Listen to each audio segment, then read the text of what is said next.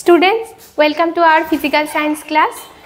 তো আজকে আমরা ক্লাস 10-এর প্রথম চ্যাপ্টারটা পড়ব। সেটা হচ্ছে কি যে পরিবেশের জন্য ভাবনা এবং এই পরিবেশের জন্য ভাবনা যে চ্যাপ্টারটা আছে সেই চ্যাপ্টারের মূল বিষয়বস্তু কিন্তু আমাদের বায়ুমণ্ডল এবং আমরা যে ধরনের শক্তিগুলিকে ব্যবহার করে থাকি আমাদের ব্যবহারিক জীবনে, ঠিক আছে, তার উপর বেস করে এই চ্যাপ্টারটিকে তৈরি করা হয়েছে। তার মধ্যে এই চ্যাপ্টারটা তোমাদের আমি 2 দিনে করাবো। তো 2 দিনের মধ্যে আজকে আমাদের প্রথম দিন, ঠিক আছে। প্রথম দিন বায়ুমণ্ডল সম্পর্কিত বিষয়গুলো তোমাদের সাথে আলোচনা করব এবং পরবর্তীতে আমি তোমাদের যে সমস্ত শক্তিগুলো অর্থাৎ সৌরশক্তি, তারপরে তোমাদের কয়লা থেকে প্রাপ্ত যে তাপ শক্তি, জলবিদ্যুৎ শক্তি, এই সমস্তগুলো নিয়ে তোমাদের সঙ্গে আলোচনা করব। তো এটা আমাদের প্রথম হচ্ছে সামেটিভে রয়েছে। তো চলো শুরু করা যাক। প্রথমে আমাদের কি রয়েছে যে বায়ুমণ্ডল, ঠিক আছে। দেখো বায়ুমণ্ডল, বায়ু বলতে আমরা কি বুঝি? বায়ু হচ্ছে যে আমাদের এই চারিপাশে, আমরা সেটাকে দেখতে পাই না কিন্তু আমরা বায়ুমণ্ডলটাকে প্রতি মুহূর্তে অনুভব করি এবং সেই বায়ুমণ্ডলের উপস্থিত যে অক্সিজেন সেখান থেকে আমরা শ্বাস প্রশ্বাস নিই। তো এখানে তোমাদের বায়ুমণ্ডল সংজ্ঞাটা দেয়া আছে।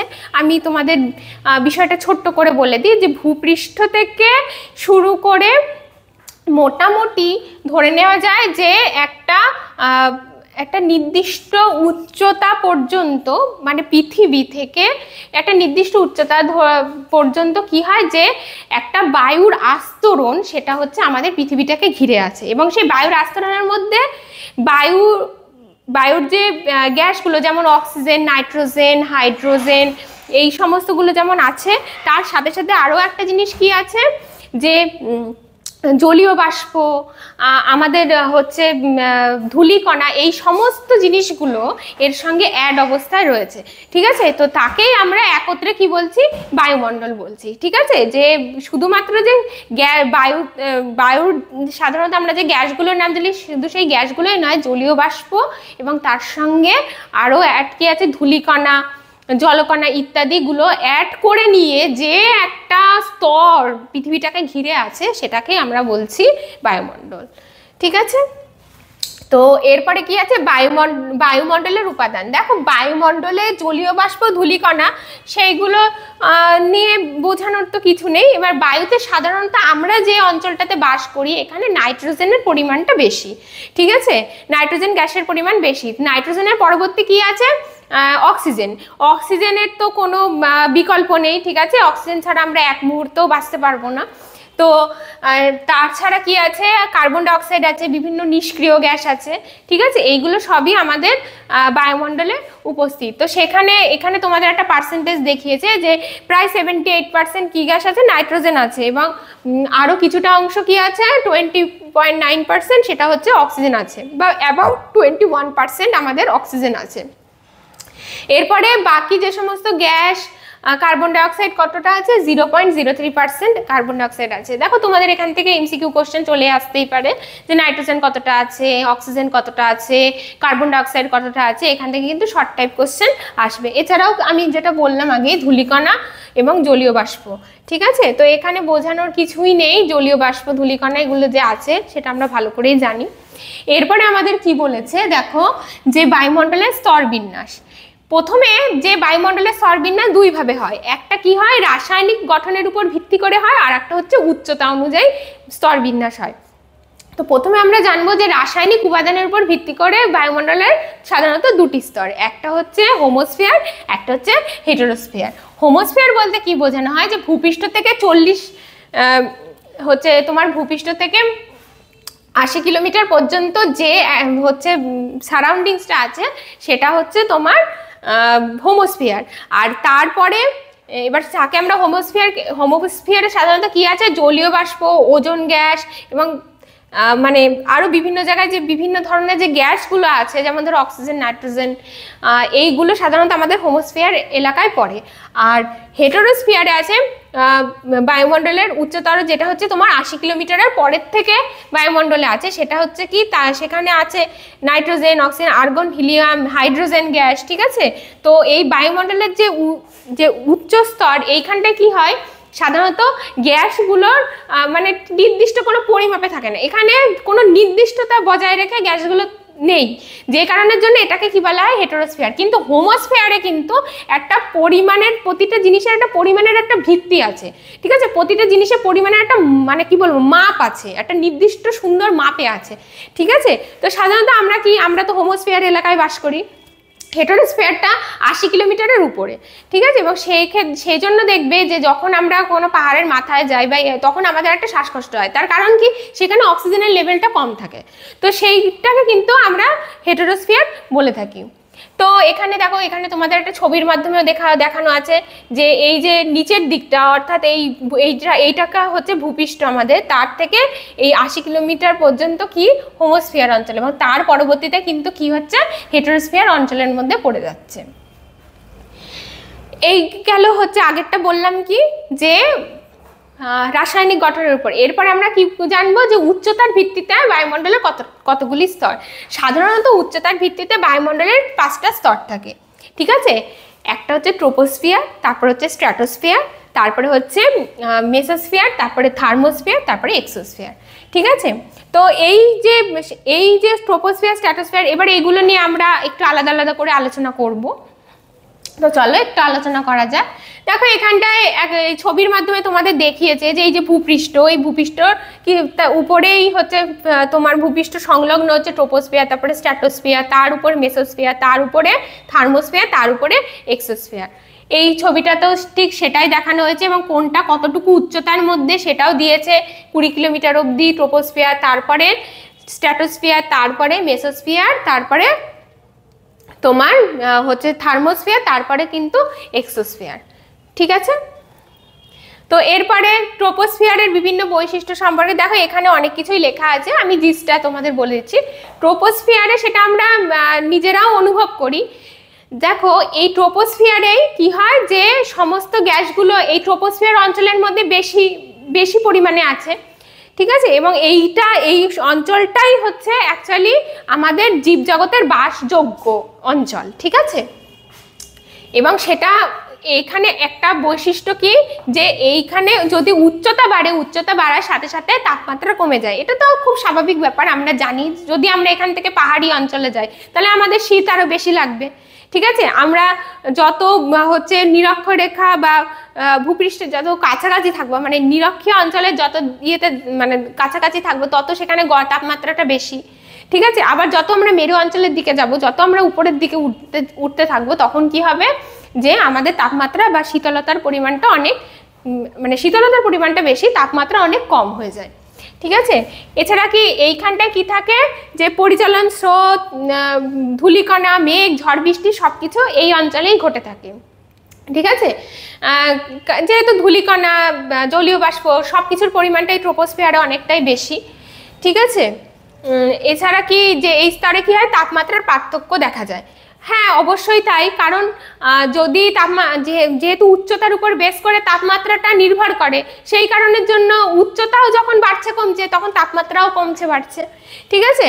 তো এই কারণে এইগুলো হচ্ছে আমাদের ট্রোপোস্ফিয়ারের বেসিক কিছু বৈশিষ্ট্য, ঠিক আছে। আর এখানে একটা বিষয় তোমাদের জেনে রাখতে হবে যে প্রতি 1 কিলোমিটার উচ্চতা বাড়ার সঙ্গে সঙ্গে এখানে 6.5 ডিগ্রি সেলসিয়াস টেম্পারেচার তোমার বাড়ে, ঠিক আছে। 6.5 ডিগ্রি টেম্পারেচার বাড়ে, 6.5 ডিগ্রি সেলসিয়াস টেম্পারেচার হ্রাস পায়, অর্থাৎ টেম্পারেচার যত বাড়বে তত এইখানটায় উচ্চতা যত বাড়বে তত দেখা যাবে কি টেম্পারেচারটা কমতে থাকবে, ঠিক আছে। তো সবসময় হচ্ছে এই যে এই যে ছোট ছোট বিষয়গুলো যেগুলো বললাম, এগুলো এখানটায় পুরোটা পরিমাণে লেখা আছে, তোমরা একটু পড়ে নেবে। আমি জাস্ট বেসিক কিছু জিনিস এখানে বললাম। তো চলো এরপরে আমরা পরেরটায় যাই। এই স্লাইডে জাস্ট তোমাদের একটু দেখিয়ে দিয়েছে। এরপর হচ্ছে স্ট্র্যাটোস্ফিয়ার। দেখো ট্রোপোস্ফিয়ার ঠিক উপরেই হচ্ছে স্ট্র্যাটোস্ফিয়ার, ঠিক আছে। স্ট্র্যাটোস্ফিয়ারে কিন্তু ধূলিকণা, জলীয় বাষ্প এসব কিছুই থাকে না, এবং তুলনামূলক এইখানটায় কি হয় যে তাপমাত্রা তাপমাত্রা যেটা সেটা উচ্চতা বাড়া কমা কোনো কিছুর সঙ্গে কোনো রিলেশন নেই, অর্থাৎ একদম স্টেবল কন্ডিশনে থাকে।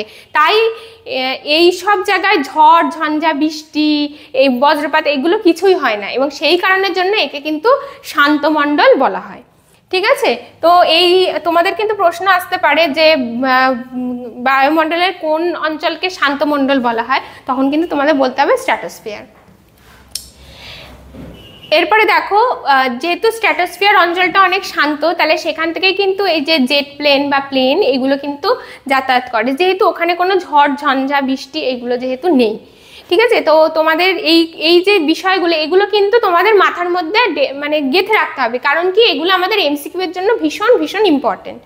বড় প্রশ্নের জন্য হচ্ছে যে বিষয়গুলো তোমাদের সঙ্গে আলোচনা করছি সেগুলো বড় কোশ্চেনের জন্য তোমরা রেডি করে রাখবে, আর এই যে ছোট ছোট যে বিষয়গুলো সেগুলো কিন্তু এমসিকিউতে প্রচণ্ড পরিমাণে কিন্তু এসে থাকে। এরপরেই হচ্ছে স্ট্র্যাটোস্ফিয়ারের পরে মেসোস্ফিয়ার। মেসোস্ফিয়ার হচ্ছে কি কতটুকু উচ্চতা পর্যন্ত, 50 থেকে 80 কিলোমিটার। ঠিক আছে, তো এই স্তরে কি হয়, উচ্চতা বৃদ্ধির সাথে সাথে তাপমাত্রা হ্রাস পায়, সেম একই রকম, এবং এখানে তাপমাত্রা নেমে প্রায় -95 ডিগ্রি সেলসিয়াস পর্যন্ত হয়ে যায়। এছাড়া এই স্তরের তেমন কোনো স্পেসিফিক কোনো হচ্ছে মানে এই স্তরে তেমন কোনো স্পেসিফিক কিছু বলার মতো নেই। তো মেসোস্ফিয়ারের পরে আমাদের হচ্ছে থার্মোস্ফিয়ার। ঠিক আছে, থার্মোস্ফিয়ার কি হয় যে মেসোফেজের ঠিক উপরে হচ্ছে থার্মোস্ফিয়ার, এখানে কি হয় উচ্চতার বৃদ্ধির সাথে সাথে উষ্ণতা বেড়ে যায়। দেখো এতক্ষণ পর্যন্ত যে কটা আমরা পড়ছিলাম সেখানে কি হচ্ছিল, প্রতিটা ক্ষেত্রে উচ্চতা বৃদ্ধির সাথে সাথে তাপমাত্রা কমে যাচ্ছিল। স্ট্র্যাটোস্ফিয়ারে কি হলো, উচ্চতা বৃদ্ধির সাথে তাপমাত্রার কোনো হেরফের হয় না। ঠিক আছে, কিন্তু এই থার্মোস্ফিয়ারে কি হয়, থার্মোস্ফিয়ারে যত উপরে ওঠা যায় তত হচ্ছে এর টেম্পারেচার হাই হতে থাকে। ঠিক আছে, তো তোমাদের কিন্তু কোশ্চেন আসতে পারে যে কোন স্তরে উচ্চতা বৃদ্ধির সাথে সাথে তাপমাত্রা বেড়ে যায়, তখন কিন্তু তোমাদের বলতে হবে থার্মোস্ফিয়ার। এরপরে দেখো আছে এক্সোস্ফিয়ার। এক্সোস্ফিয়ার সাধারণত কোথায় আছে, 500 থেকে 600 কিলোমিটার উপরে। অ্যাকচুয়ালি এটা হচ্ছে ভূপৃষ্ঠ থেকে অনেক অনেক অনেক বেশি দূরে অবস্থিত, এবং এখানে কিন্তু বায়ুমণ্ডলের উপাদানগুলো যেটা থাকে তার পরিমাণটা কিন্তু খুবই কম, অর্থাৎ বায়ুর যে ডেনসিটিটা সেটা কিন্তু খুবই অল্প পরিমাণে থাকে। তো এক্সোস্ফিয়ার এইটাকে আমরা রেখেছি এই কারণের জন্য যে এখানে পৃথিবীর একটা আকর্ষণ শক্তি মানে মাধ্যাকর্ষণ শক্তি এটা কাজ করে, যে কারণের জন্য এক্সোস্ফিয়ারটাকে অ্যাকচুয়ালি ধরা হয়, কিন্তু অ্যাকচুয়ালি এক্সোস্ফিয়ারটা কিন্তু প্রায় মহাশূন্যের কাছে মিশে যায়। ঠিক আছে, এবং এই এক্সোস্ফিয়ারকে কিন্তু আমরা ম্যাগনেটোস্ফিয়ারও কিন্তু বলে থাকি। ম্যাগনেটোস্ফিয়ার এই জন্য যে এই অঞ্চলে যখনই কোনো একটা মানে মহাজাগতিক কিছু যখনই আসে তখন কিন্তু পৃথিবী সেটাকে নিজের কাছে টানতে থাকে, যে কারণে এর অপর নাম কিন্তু ম্যাগনেটোস্ফিয়ারও বলা হয়ে থাকে। ঠিক আছে, তো আমি পরে আবার আলোচনা করছি। এক্ষেত্রে কি হয় দেখো, কৃত্রিম উপগ্রহ এগুলো থাকে, আমি যেটা আগেই বললাম, দেখো প্রায় মহাশূন্যের কাছে কিন্তু মিশে যায়। সাধারণত এই 10,000 কিলোমিটার যেটা থাকে, এই 10,000 কিলোমিটার পর্যন্ত পৃথিবীর আকর্ষণ ক্ষমতা কিন্তু কাজ করতে থাকে। ঠিক আছে, এরপরে দেখো আছে ওজোনোস্ফিয়ার। দেখো ওজোনোস্ফিয়ার এটা কিন্তু ভীষণ ভীষণ গুরুত্বপূর্ণ একটা জায়গা। তার কারণ হচ্ছে ওজোনোস্ফিয়ার কিন্তু আলাদা করে মানে এর আইডেন্টিটি এই ক্ষেত্রেই যে ওজোনোস্ফিয়ারের থেকে ওজোন গ্যাস। ঠিক আছে, এবং এই ওজোন গ্যাসটা কিন্তু আমাদের পৃথিবীর জীবজগতের জন্য কিন্তু একটা গুরুত্বপূর্ণ ভূমিকা পালন করে থাকে, কারণ এই ওজোন গ্যাসটা সূর্যের যে অতিবেগুনি রশ্মি সেটাকে শোষণ করে নেয়, এবং এই অতিবেগুনি রশ্মিটাকে শোষণ করে নেয় বলে জীবজগৎ ক্যান্সারের হাত থেকে হচ্ছে বাঁচতে পারে। ঠিক আছে, তো ওজোনোস্ফিয়ারে এখানে এটার নামটা কি, এই ওজোন স্তর তো অবশ্যই, এছাড়াও একে কেমোস্ফিয়ার নামেও আখ্যা দেওয়া হয়েছে। ঠিক আছে, এটা কতটুকু জায়গায় বিস্তৃত, 40 থেকে 45 কিলোমিটার উচ্চতায় পর্যন্ত এটা বিস্তৃত থাকে। ঠিক আছে, এবং সাধারণত 30 কিলোমিটার উচ্চতায় এই ওজোন লেয়ারটা কিন্তু অনেক বেশি পরিমাণে থাকে। তো ওজোনোস্ফিয়ারের আর একটা বিশেষ কাজ কি, যে এই যেটা বললাম অতিবেগুনি রশ্মি শোষণ করে এবং জীবজগৎকে রক্ষা করে। ঠিক আছে, আর এই অঞ্চলে উষ্ণতা বৃদ্ধি পেয়ে প্রায় 76 ডিগ্রি হয়। এখানে সব বিষয়গুলো লেখা আছে, আমি তোমাদের জিস্ট যেটুকু বলার, যেটুকু হচ্ছে তোমাদের পরীক্ষার জন্য ইম্পর্টেন্ট সেইটার দিকেই আমি বেশি হচ্ছে মানে গুরুত্ব দিলাম আর কি। এরপরে দেখো এখানে কিভাবে আলট্রাভায়োলেট রেটাকে হচ্ছে ওজোন লেয়ার হচ্ছে অ্যাবজর্ব করে নেয় সেটা নিয়ে তোমাদের একটা পিকচার দেওয়া আছে, নিশ্চয়ই তোমরা পিডিএফে পেয়ে যাবে। আচ্ছা, এরপরে হচ্ছে আয়নোস্ফিয়ার। দেখো আয়নোস্ফিয়ার কি, যে মেসোস্ফিয়ার আর থার্মোস্ফিয়ারের মিডিলে এই আয়নোস্ফিয়ার লেয়ারটা থাকে। আয়নোস্ফিয়ার লেয়ারটা আমাদের কিসের জন্য ইম্পর্টেন্ট? আয়নোস্ফিয়ারে বেতার তরঙ্গ প্রতিফলিত হয়, ঠিক আছে। তো এই যে রেডিও ওয়েভ, এইটা হচ্ছে কোথায় প্রতিফলিত হয়? হচ্ছে আয়নোস্ফিয়ারে প্রতিফলিত হয়। তো সেই কারণের জন্য এই তোমাদের পরীক্ষায় কিন্তু আসবে যে বেতার তরঙ্গ কোথায় প্রতিফলিত হয়। সাধারণত স্ট্র্যাটোস্ফিয়ার থেকে প্রতিফলিত হয়, এটা মানে আয়নোস্ফিয়ার এবং স্ট্র্যাটোস্ফিয়ার এই দুটোর মধ্যবর্তী স্থানে এই বেতার তরঙ্গটা প্রতিফলিত হয়। যে কারণের জন্য কিন্তু আমরা এই যে টিভি বলো বা যে রেডিও বলো, এখন আমরা রেডিও শুনি না, সাধারণত আমরা আগেকার দিনে যে এই যে রেডিও যখন প্রথম আবিষ্কার হয়েছিল তখন কিন্তু এই আয়নোস্ফিয়ারটাকে কাজে লাগিয়েই কিন্তু তৈরি হয়েছিল। তো যদি এই আয়নোস্ফিয়ার না থাকতো তাহলে কিন্তু এই রেডিও ওয়েভ কখনোই কিন্তু কাজে আসতো না। এবং এই জায়গাটার নাম আয়নোস্ফিয়ার কেন হয়েছে দেখো এখানে লেখা আছে একটা পয়েন্ট, যে হাইড্রোজেন আর হিলিয়াম গ্যাস এই গ্যাস দুটো এখানে কি থাকে? আয়নিত অবস্থায় থাকে, ঠিক আছে। H+ আয়ন বা H2+ আয়ন এই আকারে যেহেতু থাকে সেই কারণের জন্য এর নাম হয়েছে কিন্তু আয়নোস্ফিয়ার। এরপর হচ্ছে ম্যাগনেটোস্ফিয়ার। দেখো ম্যাগনেটোস্ফিয়ার ওই এক্সোস্ফিয়ার আর ম্যাগনেটোস্ফিয়ার অ্যাকচুয়ালি একই, যেখানে কি যে ভূপৃষ্ঠ মানে পৃথিবীর মাধ্যাকর্ষণ শক্তি যেখানে কাজ করে, অ্যাকচুয়ালি ম্যাগনেট কথাটা মানে কি চুম্বকীয়, তাই তো। তো এখানে কি সেই পৃথিবীর যে মাধ্যাকর্ষণ যে শক্তি সেটা এই এরিয়াটার মধ্যে কাজ করে, ঠিক আছে, তাই এটাকে ম্যাগনেটোস্ফিয়ার বা এক্সোস্ফিয়ার বলা হয়। এবং এটা কোথায় আছে? যে এই স্তরে প্রোটন ইলেকট্রন আছে এবং ভূপৃষ্ঠ থেকে কত কিলোমিটার পর্যন্ত? সাধারণত 64,000 কিলোমিটার পর্যন্ত, 1330 থেকে 6400 কিমি উচ্চতা পর্যন্ত কিন্তু এটা বিস্তৃত আছে। এরপর দেখো বায়ুমণ্ডলের বিভিন্ন স্তরে উচ্চতা ভেদে উষ্ণতার যে তারতম্য। দেখো প্রথমেই কি যে ট্রোপোস্ফিয়ার অঞ্চলে কতটা উষ্ণতা থাকে, এগুলো অ্যাকচুয়ালি যখন এই বৈশিষ্ট্যগুলো লেখা হয়েছে সব কিছুর মধ্যেই আছে। ট্রোপোস্ফিয়ারে যেটা আমি প্রথমেই বলেছিলাম যে উচ্চতা বাড়লে কি হয়? তাপমাত্রা কমে যায়। স্ট্র্যাটোস্ফিয়ারে কি হয়? উচ্চতা বৃদ্ধির সাথে অ্যাকচুয়ালি স্ট্র্যাটোস্ফিয়ারের কোনো সম্পর্ক নেই।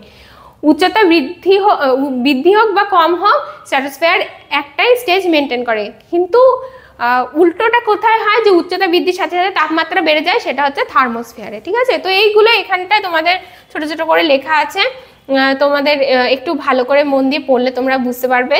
দেখো চাপের তারতম্য সাধারণত কি হয়? যে ভূপৃষ্ঠের কাছে যে বায়ুমণ্ডলীয় চাপ, এইটা কিন্তু অবশ্যই তোমরা নোট ডাউন করে রাখবে, 1.013, এটা হচ্ছে 1 অ্যাটমসফিয়ারিক প্রেশার, ঠিক আছে, বা 76 সেমি পারদস্তম্ভের সমান, ঠিক আছে। তো এইগুলো তোমাদের যে মনে রাখতে হবে যে 20 কিলোমিটারে তার মান কত, 40 কিলোমিটারে কত, 60 কিলোমিটারে কত, 80 কিলোমিটারে কত। তবে এইগুলো তোমাদের জাস্ট পড়ে মনে রাখতে হবে, এখানে কোনো বোঝানোর মতো কোনো বিষয় নেই। সাধারণত দেখা যায় কি যে বায়ুমণ্ডলীয় চাপ 1.013, এটাকে বলা হয় প্রমাণ বায়ুমণ্ডলীয় চাপ বা 1 অ্যাটমসফিয়ারিক প্রেশার, ঠিক আছে। এইটা তোমাদের এমসিকিউ এর ক্ষেত্রে ভীষণ গুরুত্বপূর্ণ। এখানে একটা ছবির মাধ্যমে তোমাদেরকে বোঝানো হয়েছে যে কোথায় প্রেশার লো থাকে, কোথায় প্রেশার বেশি থাকে, ঠিক আছে। তো দেখো ভূপৃষ্ঠের যত কাছে থাকে তত প্রেশার হাই থাকে, আর যত ভূপৃষ্ঠ থেকে আমরা উপরের দিকে উঠবো তত প্রেশার কি হয়? কমে যায়। এরপরে আসি পরিচালন স্রোত বা ঝড়। তো দেখো যখন ট্রোপোস্ফিয়ার আমরা আলোচনা করেছিলাম তখনই বলেছিলাম যে পরিচালন এই ট্রোপোস্ফিয়ার অঞ্চলে কি হয়? ধূলিকণা, মেঘ, হচ্ছে জলীয় বাষ্প, এর আধিক্য অনেক বেশি, এবং এর আধিক্য থাকার জন্য কি হয়? যে পরিচালন স্রোতের সৃষ্টি হয়। পরিচালন স্রোত বলতে বোঝানো হয় যেখানে গরম বায়ু সেটা হচ্ছে উপরের দিকে উঠে যায়, বা ঠান্ডা বায়ুর দিকে মানে উপরের দিকে উঠে সেটা ওই জায়গা, আর সেই জায়গাটা কে আসে? ভারী বা শীতল বায়ু আসে, ঠিক আছে।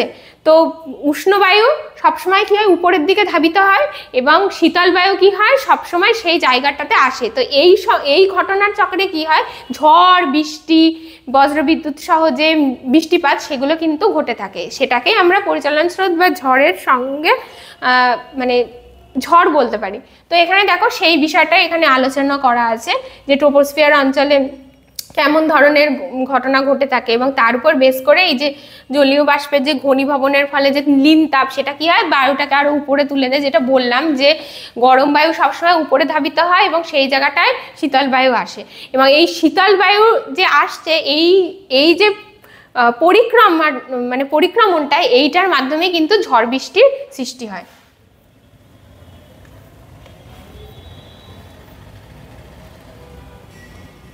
দেখো এখানে একটা স্টর্মের ছবি দিয়েছে যে how to create a Sturm, ঠিক আছে। তো এরপরে হচ্ছে ওজোন স্তর নিয়ে কিছু কথা। দেখো ওজোন স্তর কি, বিষয়টা কি, তো এখানে এই স্তরে কোন গ্যাস থাকে, এই অবশ্যই ওজোন গ্যাস থাকে। ওজোন গ্যাসের সংকেত হচ্ছে O3। সাধারণত কি হয় যে সূর্যের যে অতি বেগুনি রশ্মি, সেই অতি বেগুনি রশ্মিটা এই ওজোন স্তরে এসে হচ্ছে বাধা পায়, এবং ওজোন স্তরের সঙ্গে এই আল্ট্রাভায়োলেট রেটা রিয়াকশন করে O2 পরমাণু, অর্থাৎ O2 মানে হচ্ছে অক্সিজেন পরমাণুতে কনভার্ট হয়, এবং ওই কিন্তু হচ্ছে এই যে ওজোন স্তর, এই ওজোন স্তর কিন্তু বর্তমানে কিন্তু ক্ষতিগ্রস্ত। কেন ক্ষতিগ্রস্ত? কারণ আমরা এই যে এসি বা হচ্ছে রেফ্রিজারেটর, এই যে শীতলীকরণ যে বস্তুগুলো আমরা ব্যবহার করে থাকি, এই বস্তুগুলোর থেকে প্রচুর পরিমাণে ক্লোরোফ্লুরোকার্বন, নাইট্রাস অক্সাইড, হ্যালোন এই জাতীয় যৌগগুলো প্রচুর পরিমাণে পরিবেশের সাথে মিশছে, এবং এগুলো কি করছে, এগুলো এই ওজোন লেয়ারটাকে নষ্ট করে দিচ্ছে। এর যে ফ্লুরিন যে পরমাণুটা, এই ফ্লুরিন পরমাণু কি করছে, এই ওজোন গ্যাসের যে O3 অণু, এর সঙ্গে কিন্তু রিয়াকশন করে কি করছে, ওজোন লেয়ারে একটা গহ্বর তৈরি করছে, এবং এই গহ্বরগুলোর জন্য কিন্তু আমাদের ওজোন লেয়ার ক্ষতিগ্রস্ত হচ্ছে। এবং তার ফলে কি হচ্ছে, যেটা আমি আগে বললাম যে ওজোন লেয়ার যেটা আমাদেরকে দেয় যে এই আল্ট্রাভায়োলেট যে রে, এই ক্ষতিকারক আল্ট্রাভায়োলেট রেটার থেকে আমাদেরকে রক্ষা করে, কিন্তু সেই রক্ষাটা কিন্তু আর হচ্ছে না, এবং যার ফলে পৃথিবীতে ক্যান্সারের পরিমাণ বা গাছপালার মৃত্যুর কারণ হয়ে কিন্তু দাঁড়াচ্ছে, কারণ এই জীবজগতের জন্য আল্ট্রাভায়োলেট রেটা কিন্তু অত্যন্ত ক্ষতিকর। আর এইখানটা আর একটা বিষয় আছে যে কুমেরু এবং সুমেরু অঞ্চলে কিন্তু ওজোন স্তরের বড় বড় গহ্বর সৃষ্টি হয়েছে, ঠিক আছে। তা তোমাদের যদি পরীক্ষা আসে যে ওজোন হোলস কোথায় সব থেকে বেশি দেখা যাচ্ছে, তখন কিন্তু বলতে হবে সুমেরু বা কুমেরু অঞ্চলে, ঠিক আছে। তো এইগুলো তোমাদের জানতে হবে। তার মধ্যে সব থেকে বেশি ইম্পর্টেন্ট যেটা, সেটা হচ্ছে ক্লোরোফ্লুরোকার্বন। এটাই কিন্তু মেন গ্যাস যেটা ওজোন লেয়ার ক্ষতিকর, মানে ওজোন লেয়ারটা নষ্ট করার মূল কারণ হচ্ছে কিন্তু এই CFC বা ক্লোরোফ্লুরোকার্বন, ঠিক আছে। তো তোমাদের এই CFCর ফুল ফর্ম আসে, CFCর কোন পরমাণু বললাম যে ক্ষতি বেশি করে, সেটা হচ্ছে ফ্লুওরিন, ঠিক আছে। তো এইটাই হচ্ছে ওজোন লেয়ারের ধ্বংসের মূল কারণ। দেখো এখানটায় যে কথাগুলো আমি বললাম সেইটা, এবং তার জন্য কি হচ্ছে, উষ্ণতাও বৃদ্ধি ঘটছে, স্কিন ক্যান্সার, সানবার্ন, এই সমস্ত উদ্ভিদরাও ক্ষতিগ্রস্ত হচ্ছে, জলের বিভিন্ন জীব তারাও ক্ষতিগ্রস্ত হচ্ছে, সবই তোমাদের বলেছি, তাও তোমরা একবার এই পিপিটির থেকে দেখে নাও। এরপরে আমরা আসবো কি গ্লোবাল ওয়ার্মিংয়ে, ঠিক আছে। আজকে আমরা এই পর্যন্তই পড়বো যে গ্লোবাল ওয়ার্মিং কথাটার মানে কি, বিশ্ব উষ্ণায়ন, তাই তো, যে পৃথিবী গরম হচ্ছে। দেখো এখন তো আমরা ভালোই বুঝতে পারছি যে আমরা আগে আমাদের পরিবেশে যতটা গরমের জন্য আমরা কষ্ট পেতাম, তার থেকে অনেক অনেক বেশি কিন্তু তাপমাত্রা বেড়ে গেছে, ঠিক আছে। এই বছরই প্রায় 42-43, কলকাতার কাছাকাছি 42-43 ডিগ্রি কিন্তু উঠেছে, এবং বাঁকুড়া, পুরুলিয়া এইসব জায়গায় কিন্তু 45 ডিগ্রি পর্যন্ত টেম্পারেচার উঠেছে, যেটা কিন্তু বিগত মানে বলা যায় যে বছর 20 আগেও কিন্তু এরকম খারাপ অবস্থা কিন্তু ছিল না, কিন্তু এখন এটা হচ্ছে। তার কারণ কি, এই যে গ্রিন হাউস যে গ্যাসগুলো, যেমন ধরো কার্বন ডাই অক্সাইড, তারপরে নাইট্রাস অক্সাইড, তারপরে যেগুলো বলছিলাম যে ওজোন লেয়ার ক্ষতির জন্য যে গ্যাসগুলো দায়ী, ক্লোরোফ্লুরোকার্বন, ঠিক আছে। তারপরে ধরো সালফার ডাই অক্সাইড, যেটা ধরো ওই গাড়ির ধোঁয়া থেকে নিষ্কাশন হয় আর কি, গাড়ির বিভিন্ন গাড়ি টাড়ি থেকে। তো এইগুলোতে কি হচ্ছে, আমাদের পরিবেশে গ্রিন হাউস যে গ্যাসগুলো সেগুলোর পরিমাণটা অনেক বেড়ে গেছে। এই পরিমাণটা বেড়ে যাওয়ার কারণে আমাদের পৃথিবীতে কি হচ্ছে, এই যে সূর্য থেকে যে তাপীয় বিকিরণ, সেই বিকিরণটা আসছে ভূপৃষ্ঠে আসছে, বাট ভূপৃষ্ঠ থেকে এসে সেটা প্রতিফলিত হয়ে বা বিকিরিত হয়ে যে মহাশূন্যে ফিরে যাবে, সেটা আর ফিরে যেতে পারছে না। কেন? কারণ এই গ্যাসগুলো সেই তাপশক্তিটাকে ধরে রাখছে। এই ধরে রাখার জন্য কি হচ্ছে, পৃথিবীর উষ্ণতা দিনকে দিন বাড়ছে। ঠিক আছে, এই পৃথিবীর উষ্ণতা দিনকে দিন বাড়ার কারণে কিন্তু আমাদের এই মানে কি বলবো, আমাদের পুরো জীবজগৎ কিন্তু ক্ষতিগ্রস্ত হচ্ছে। তার কারণ কি, গরম বেড়ে যাচ্ছে সেটা তো আছে, এছাড়া মেরু অঞ্চলে দেখা যাচ্ছে যে বরফটা মানে যে বরফটা রয়েছে সেটা কিন্তু জলে পরিণত হচ্ছে, এবং এতে কি হচ্ছে, আমাদের যে সমুদ্র তলের যে উচ্চতা অর্থাৎ মানে জলতল, সেটা কিন্তু অনেক পরিমাণে বেড়ে যাচ্ছে। এবং এতে কি হবে, পৃথিবীর যত নিচু স্থান আছে, যত দিন যাবে তত কিন্তু সেগুলো গ্রাস করতে শুরু করবে জলে, এবং তাতে কিন্তু কি হবে, যে স্থলভাগের পরিমাণ কমে যাবে। এই সমস্ত বিষয়গুলোর জন্য কিন্তু এই গ্লোবাল ওয়ার্মিং কিন্তু আমাদের পড়তে হবে, এবং এর জন্য কিন্তু আমাদের সচেতন হতে হবে। তো আজকে তোমাদের এই পর্যন্ত পড়ালাম। আশা করি নেক্সট ক্লাসে তোমাদের বাকি যেটুকু আছে, যে বাকি যেমন তোমাদের এই যে শক্তির ব্যবহার, ঠিক আছে, সেইগুলো সম্পর্কে আছে, তো সেইটা তোমাদেরকে জানাবো। দেখো গ্লোবাল ওয়ার্মিংয়ের তোমাদের একটা মানে চিত্র দিয়েছে, যে এই যে দেখাচ্ছে যে পৃথিবীটা জ্বলছে, তাই তো? এর কারণটা কি? এর একটাই কারণ, যে গ্লোবাল ওয়ার্মিংয়ের জন্য পৃথিবীর সমস্ত অঞ্চলেই কিন্তু উষ্ণতা বেড়ে যাচ্ছে। এবং এখানে দেখো ভূপৃষ্ঠের মধ্যে কোন কোন গ্যাসগুলো ইম্পর্টেন্ট, দেখো CFC, methane, nitrous oxide, carbon dioxide, এগুলো প্রত্যেকেই কিন্তু গ্রিন হাউস গ্যাস। এই গ্যাসগুলো যত বেশি পরিমাণে বায়ুতে থাকবে, ততই কিন্তু যে সূর্যের যে মানে বিকিরিত যে রশ্মি, সেটা কিন্তু মহাশূন্যে ফেরত যেতে পারে না। সেই গ্যাসগুলো কিন্তু এই মানে আলোটাকে বা এই যে তাপটাকে, এই তাপটাকে ধরে রাখছে। এই তাপটাকে ধরে রাখার জন্য কি হচ্ছে, পৃথিবীর উষ্ণতা ক্রমান্বয়ে বাড়তে শুরু করছে। ঠিক আছে, তো আশা করি তোমাদের এই পর্যন্ত বোঝাতে পেরেছি। নেক্সট ক্লাসে তোমাদের আমাদের যে প্রচলিত যে শক্তিগুলি আছে সেগুলো সম্পর্কে আলোচনা করব। তোমাদেরকে যে পর্যন্ত পড়ালাম তোমরা সেগুলো ভালো করে পড়ো, এবং যদি কোনো ডাউটস থাকে অবশ্যই আমি সেগুলো ক্লিয়ার করার চেষ্টা করব। তো অল দ্য বেস্ট।